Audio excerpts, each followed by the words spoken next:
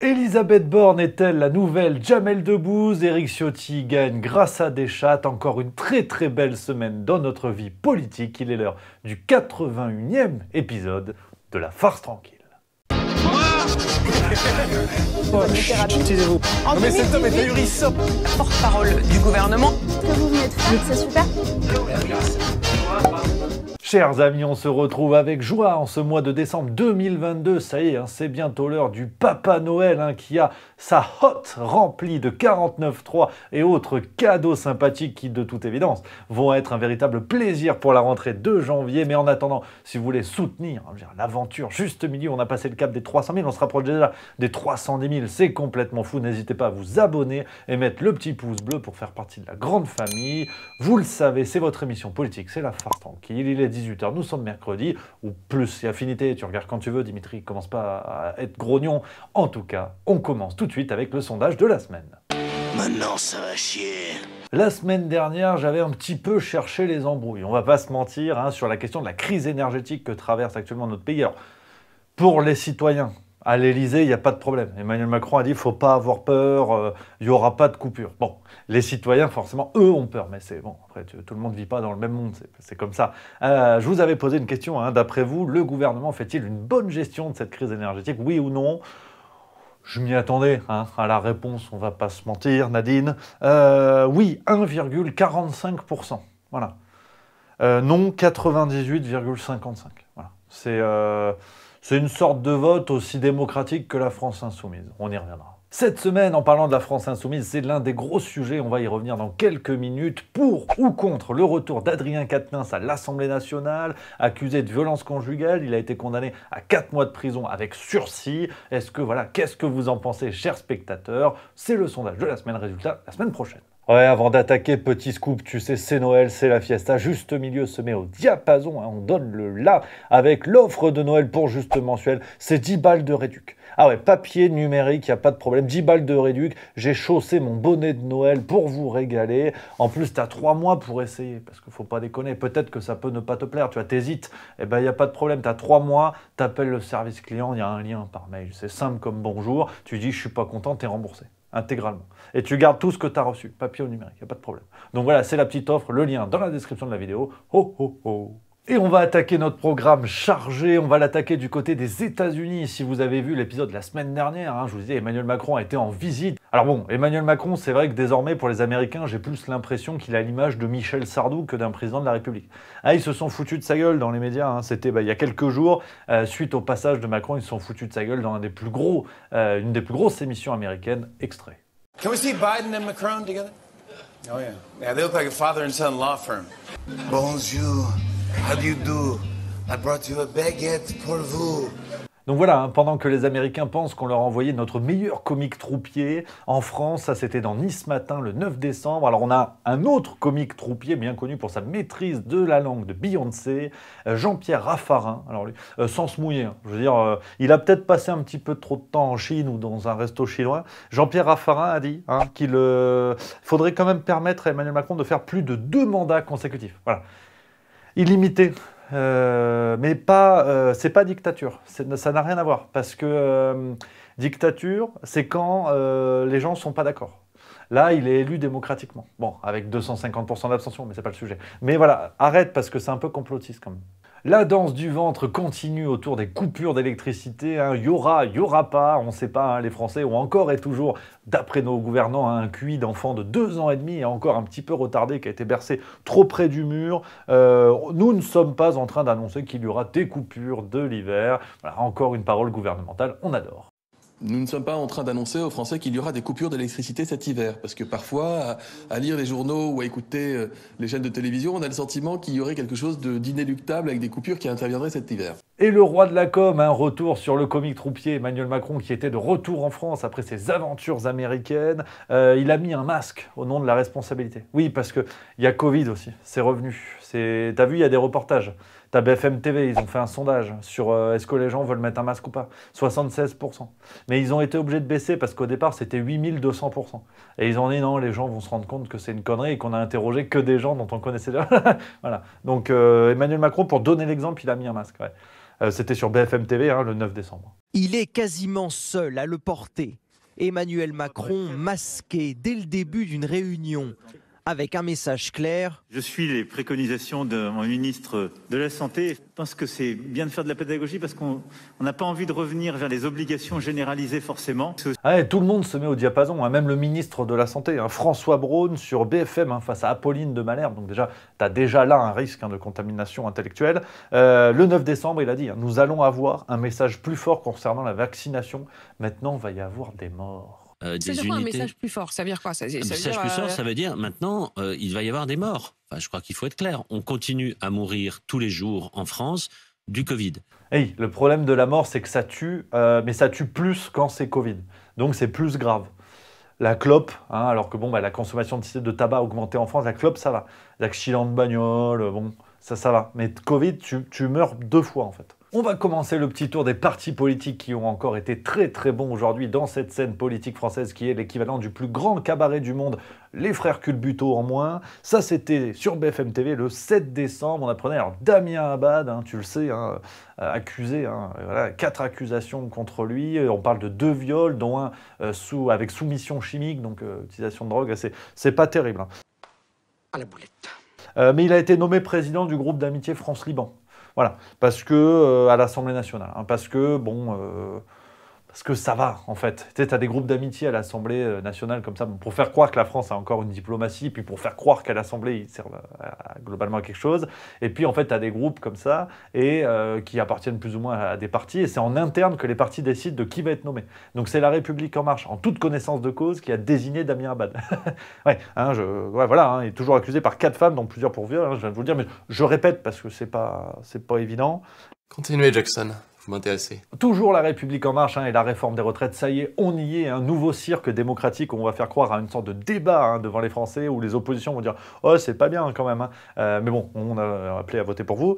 Le Figaro du 9 décembre, on apprend que cette annonce devait tomber initialement le 15 décembre. Voilà, au départ, c'était annoncé comme ça, alors avec un très fort risque de 49.3. On est vraiment à 15 sur 10 sur l'échelle de l'avapotage. Mais bon, c'est comme ça. Et puis, comme c'est curieux, le timing, parce qu'on te dit débat démocratique, tu sais, ça va venir petit à petit et tout. Non.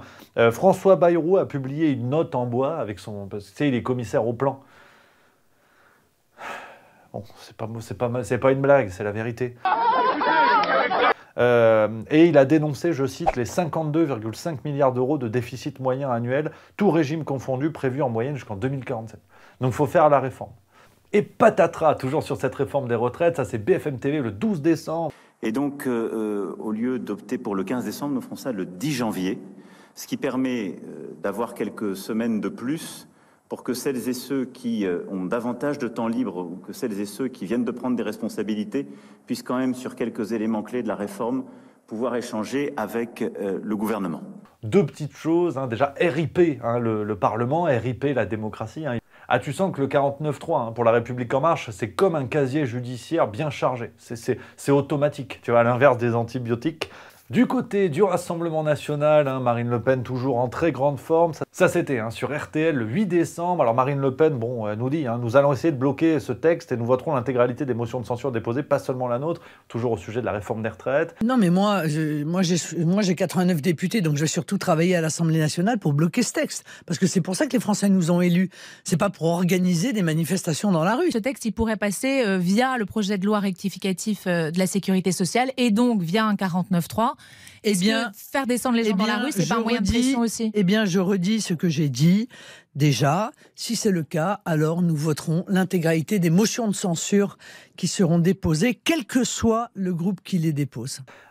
Toujours les guéguerres de motions de censure. Alors qu'on a bien compris que tant que les partis sont des petites guéguerres entre eux, genre moi je vote pas l'extrême droite parce que si je vote l'extrême droite, en fait ça me contamine et je deviens automatiquement Hitler. Et de l'autre côté, le Rassemblement National, qui tente aussi des coups politiques assez misérables, on a compris que la seule motion de censure qui pouvait aboutir aujourd'hui serait celle des Républicains. Et encore, ils vont nous faire les Shakira pour dire si le Rassemblement National vote pour nous, ça va pas, parce que c'est antidémocratique. Par contre, des chiens, des chats, il n'y a pas de problème. Debout! Du côté d'Europe Écologie Les Verts, alors on a une nouvelle présidente, en la personne de Marine Tondelier. Il y a eu différentes guéguerres entre des candidats soutenus par le clan Rousseau, soutenus par le clan Jadot et compagnie. C'est finalement Marine Tondelier qui s'impose assez largement. Affaire à suivre sur ce que ça va donner, mais elle nous a déjà fait une sortie médiatique il y a quelques jours, c'est du miel. Quand c'est non, c'est non. Oui, ok. 2022. Donc il n'y a pas de négociation possible encore avec vos alliés NUP? Faut arrêter de faire les forceurs en fait. On l'a dit, on l'a redit, on l'a re-redit. Et puis sinon, le 7 décembre, ça c'est BFM TV qui nous le disait, on a Aurélien Taché, écolo bien connu, qui aurait mieux tâché de lever le pied sur la bouteille parce qu'il a perturbé une représentation de théâtre. Ça c'est pas mal de plaisir. On a eu un tweet du metteur en scène qui s'appelle Guillard Benjamin qui a dit « Il était totalement saoul, a profondément perturbé la représentation, parlant fort, applaudissant de manière absurde, invectivant le comédien. » Voilà. Alors faire du mal à des animaux, non. Arriver bourré au théâtre, oui, ça c'est possible. D'autant qu'Aurélien Taché, c'est un habitué. En février 2020, il avait été victime d'une agression dans un bar à Niort. Bon, ça déjà, pêcheur, il n'y est pas pour grand-chose. Il y a des agents de la BAC qui étaient arrivés et il leur avait dit, pour les remercier, « Vous êtes des baqueux de merde. » Voilà. Parce que il a le droit, il est écolo. Et bon, il avait été condamné à 5 000 € versé aux policiers, même si l'avocate avait dit « Oui, mais c'était sous le choc. » Ah bah oui, tu m'étonnes. Du côté de la France Insoumise, encore beaucoup d'actualités chez la France Insoumise. On a eu Clémentine Autain, bien sûr, dans Libération le 12 décembre, qui nous a dit à la France Insoumise, il faut aussi savoir se remettre en cause. Et oui, beaucoup de bisbilles en ce moment. On a eu une élection. Alors, bon, une élection. On a eu un plouf-plouf interne. Oui, d'abord j'ai admiré vos pudeurs de gazelle. Où les postes ont été un peu redistribués. On a Manuel Bompard qui prend la tête du parti. Alors c'est très flou, il remplace Adrien Quatennens au poste de coordinateur, ce qui le place assez haut dans la hiérarchie, même si on a toujours Mathilde Panot plus ou moins présidente. Enfin, on ne comprend pas grand-chose. Tout ça, en plus, dans l'ombre de Palpatine, on ne sait pas trop ce qui branle. On a des grosses têtes qui ont été écartées, notamment Clémentine Autain, Raquel Garrido, Alexis Corbière, qui ont été tenus éloignés de la direction du parti. Donc, va-t-il y avoir bientôt une dissidence au centre de la France Insoumise? Ça, on ne sait pas vraiment. En tout cas, se dessine pour 2027 un duel entre Clémentine Autain et François Ruffin, deux personnalités fortes qui désormais gravitent un petit peu autour du parti. Alors, je vous l'ai dit, il y a eu des méthodes de désignation, c'est vraiment tiens, tu te mets sous la table, tu choisis la part de la galette des rois. Mais bon, tu as eu quand même Manuel Bompard, l'espèce de nouveau soldat de Palpatine, tu sais pas trop ce qu'il a fait pour être là. C'était sur France Inter le 12 décembre. Il rame comme pas possible. Tu sens que c'est très gros client pour les médias et les pépites de la semaine. La volonté de la France Insoumise, c'est de construire une forme qui est une forme mouvement, qui n'est pas un parti politique traditionnel. Et donc, nous avons des formes de désignation de nos équipes de direction qui ne sont pas les mêmes que les autres. Ça ne veut pas dire qu'elles sont moins collectives ou moins démocratiques. Et puis, il nous a sorti quand même une phrase qui va rester dans les annales. Le vote n'est pas l'alpha et l'oméga de la démocratie. Voilà. Donc, au moins, on est au clair là-dessus. Ouais, c'est pas faux. Et puis sinon, sur l'affaire Quatennens, je vous l'ai dit, il a été condamné à 4 mois de prison avec sursis. Il est en train de faire un véritable comeback médiatique, Adrien Quatennens, lui qui a demeuré dans le silence pendant tous ces mois. Là, il est revenu pleine balle, il a été sur BFM TV en direct. Enfin, c'est ce soir, au moment où je vous parle, le 14 décembre 2022. Il a parlé d'un lynchage médiatique. Enfin, je veux dire, voilà, tu peux mettre 3-4 torgnoles et des SMS répétitifs qui confinent au harcèlement, mais c'est un lynchage médiatique, on la connaît bien, la technique. Et Clémentine Autain qui nous a fait rêver dans le même interview de Libération que je vous citais tout à l'heure. Jeudi éclairé, car nous ne nous en remettons pas totalement à la justice. Dans ce genre d'affaires, c'est souvent parole contre parole, et il peut être très difficile d'établir une vérité.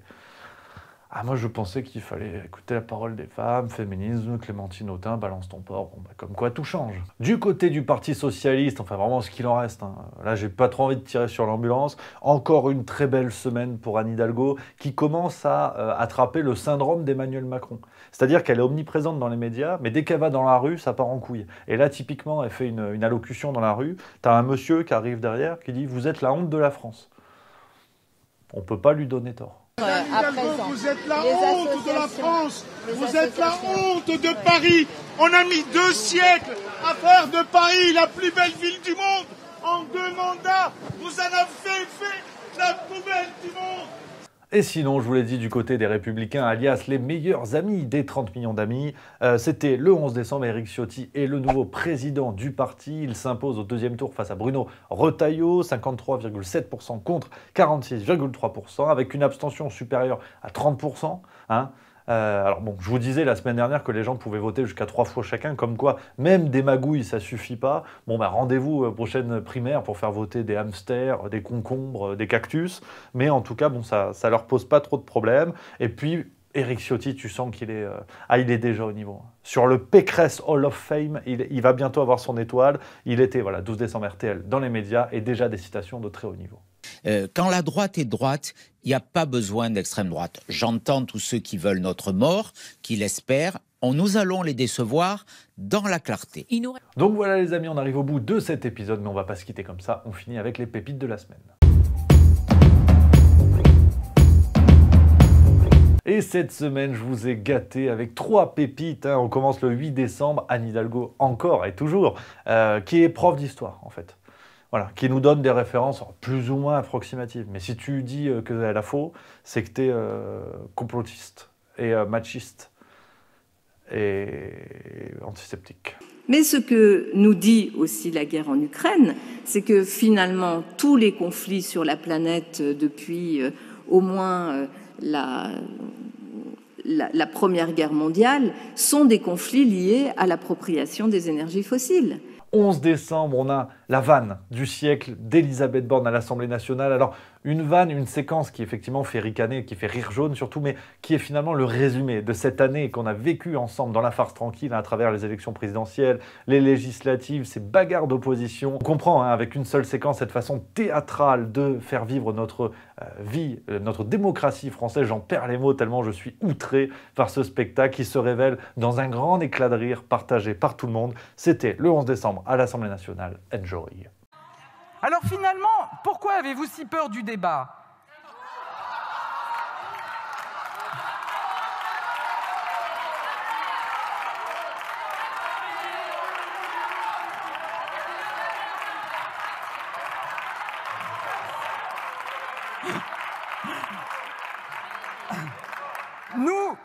Nous ne le fuyons pas. Et puis sinon, pour finir, le patron des sénateurs La République En Marche sur la question de la pénibilité du travail par rapport à la réforme des retraites. Bon, pour lui, en fait, il n'y a pas de problème parce que les métiers pénibles comme déménageurs, ils ont des exosquelettes. Tu sais, c'est des squelettes articulés en métal pour t'aider à porter des trucs, la technologie, quoi. Ouais. Moi, mon voisin à l'époque dans mon village, qui était maçon, couvreur et qui montait sur les toits, me disait « je n'en peux plus. Je ne peux plus monter sur les toits comme ça ». Aujourd'hui, la nature du travail n'est pas la même. Les déménageurs, les couvreurs, les gens dans les travaux publics sont équipés d'exosquelettes, ils sont équipés de matériaux. Aujourd'hui, la pénibilité n'est plus la même.